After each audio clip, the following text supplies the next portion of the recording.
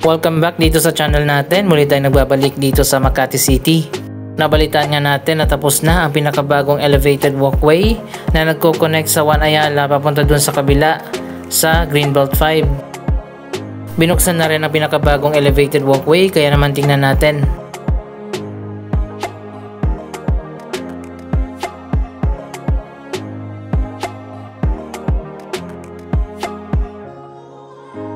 Finally, natapos na rin talaga ang One Ayala Grand Terminal Project. Ito ay isang mixed-use development ng Ayala Land. Ang One Ayala Project ay binubuo ng One Ayala Mall, One Ayala Bus Terminal at PUV Terminal, 3 Ayala Office Towers, at Seda Hotel One Ayala.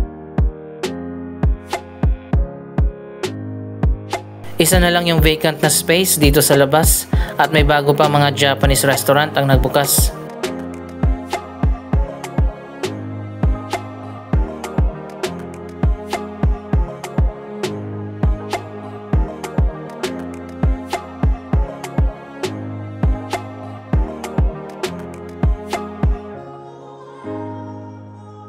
Ang One Ayala ay isang world-class na project. Sana marami pang ganitong proyekto ang itayo dito sa ating bansa.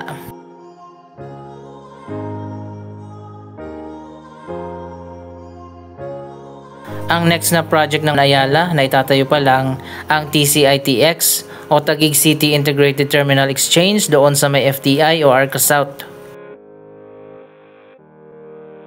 Mamaya na tayo mag-update dito sa One Ayala Mall. Diretso muna tayo dun sa likod. Wow, andito na nga tayo sa may alfresco dining area sa second level ng mall. At eto na nga ang bagong elevated walkway na nagko-connect sa One Ayala at Glorieta 5. Finally natapos na at binuksan na.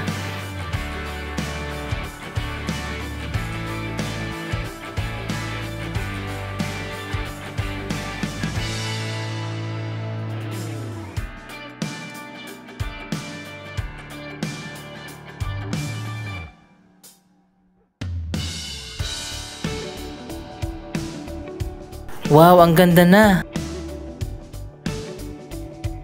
Pwede na ngayon tumawid mula dito sa One Ayala, diretso na papasok ng Glorieta 5. Oh wow, ang ganda pala dito. Maluwag yung elevated walkway.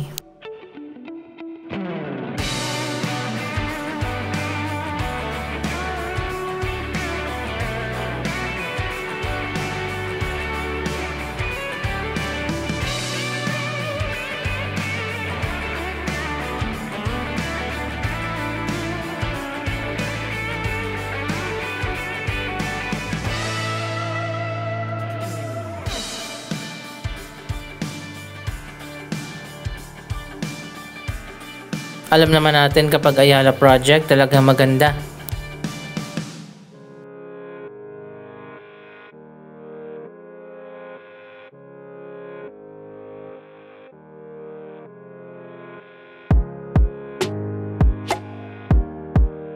Kitang-kita din natin dito sa likod ang Seda Hotel na natapos na.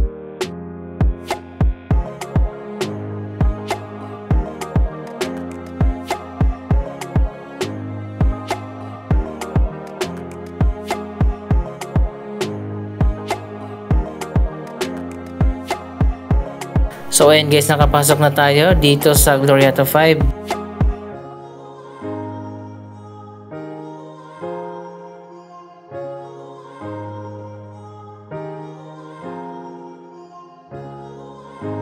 May mga vacant spaces pa rin dito sa taas, pero marami na rin naman ang occupied na.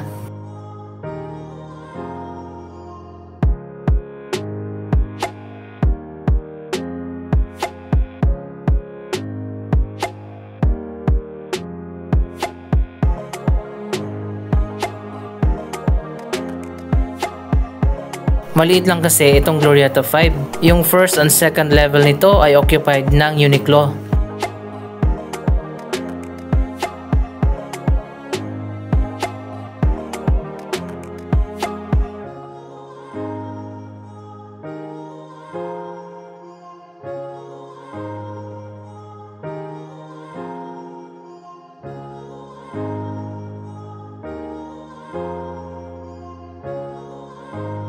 Grabe, sobrang lawak ng Uniqlo dito at meron pang cafe.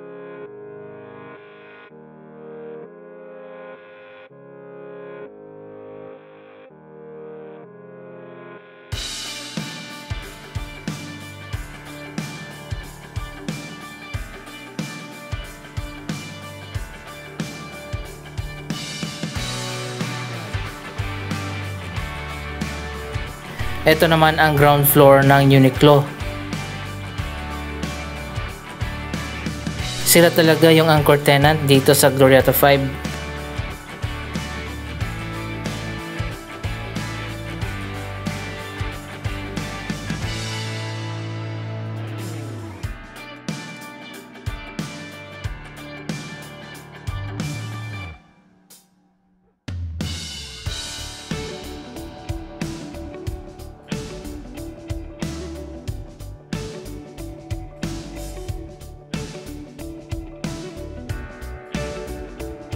So ayun na nga guys, finally natapos na nga ang bagong Seda Hotel.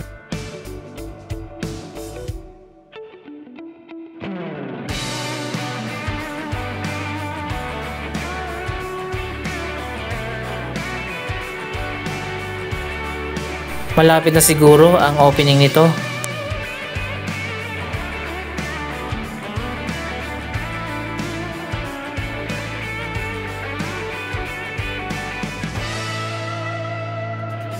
So ayan, directly connected na nga ang One Ayala at Glorietta 5 sa pamamagitan nitong bagong elevated walkway.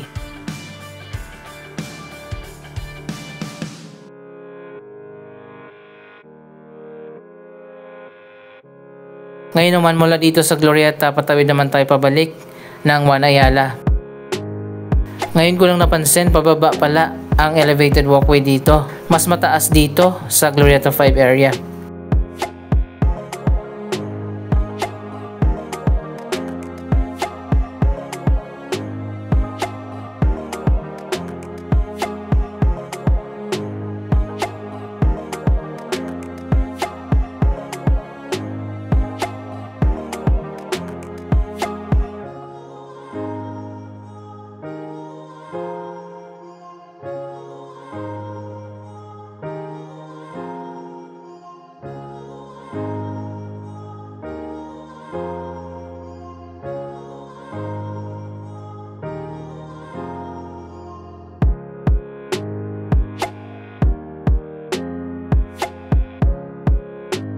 May access ang elevated walkway mula dyan sa mall at pwede ka rin dumaan dito sa may alfresco area.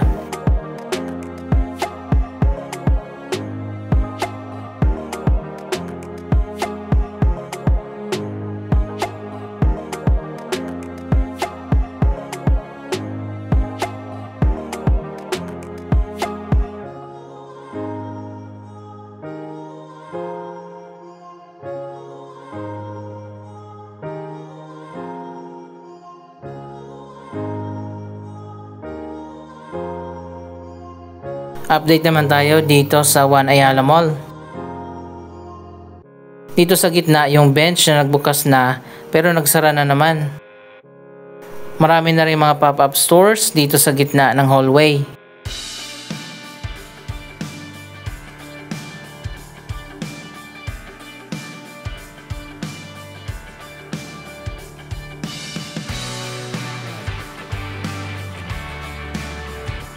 Ano kaya nangyari sa bench? Baka babaguhin yung design? Abangan natin yan sa mga susunod na update.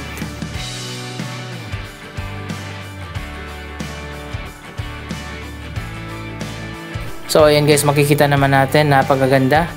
Dito pa lang sa atrium ng One Ayala.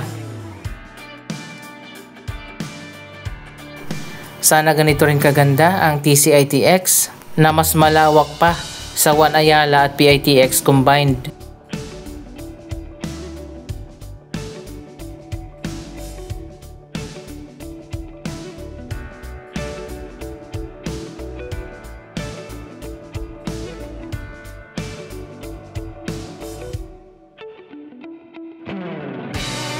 Ikutin naman natin itong kabilang side ng One Ayala na hindi pa natin masyadong pinapakita. Nandito ang wellness area. Nandito ang mga salon, barbershop, beauty clinic at marami pang iba.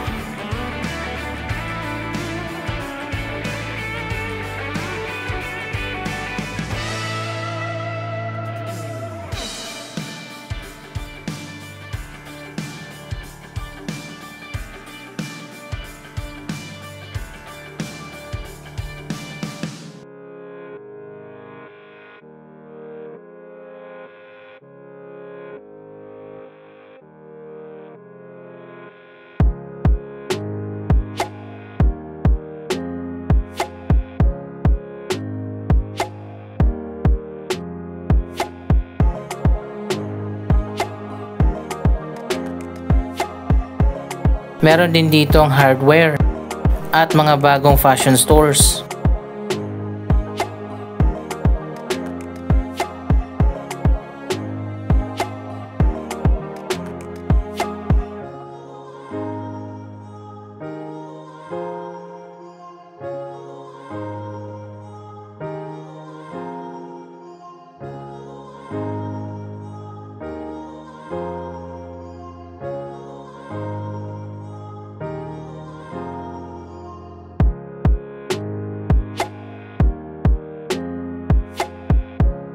Dito sa side na to, may mga nagbukas na rin ng mga bagong stores.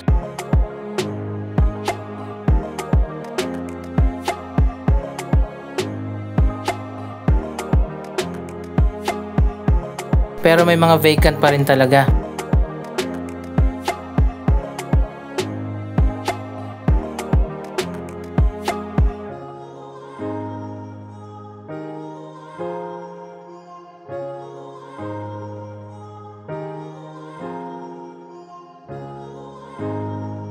Andito naman tayo sa level 3 ng One Ayala.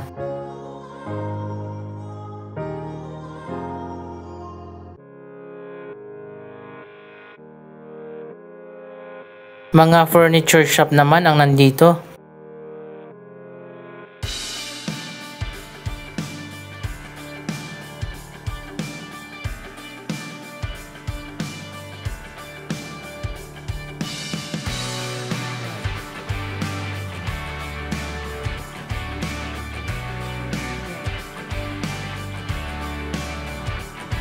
Anyway, sinabi ko nga na napakaganda ng One Ayala, pero marami pa rin siyang kulang as a mall. Katulad ng cinema, food court, at department store, wala dito. Natapos na itong bagong gawa na time zone.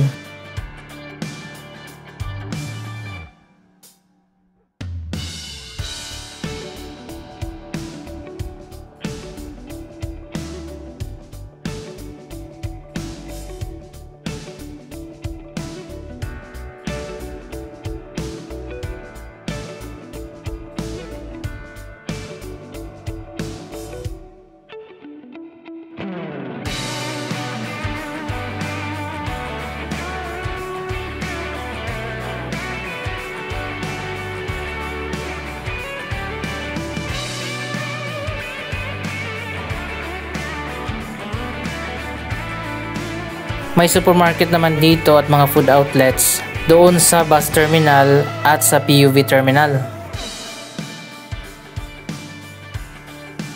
Ito naman ang elevated walkway na nagko-connect sa One Ayala papunta sa SM Makati. Dalawang floor ng mall ang connected sa One Ayala to SM.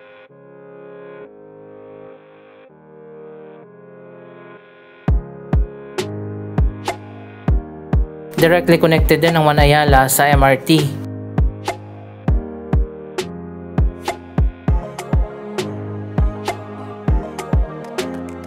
Mas okay kung ganito kahit na magkalaban kayo pero interconnected pa rin ang mga mall. Favorable yan sa mga customers ng mall. May update din tayo sa ongoing na major renovation ng iba't ibang mall sa Glorieta. Abangan nyo na lang sa next video.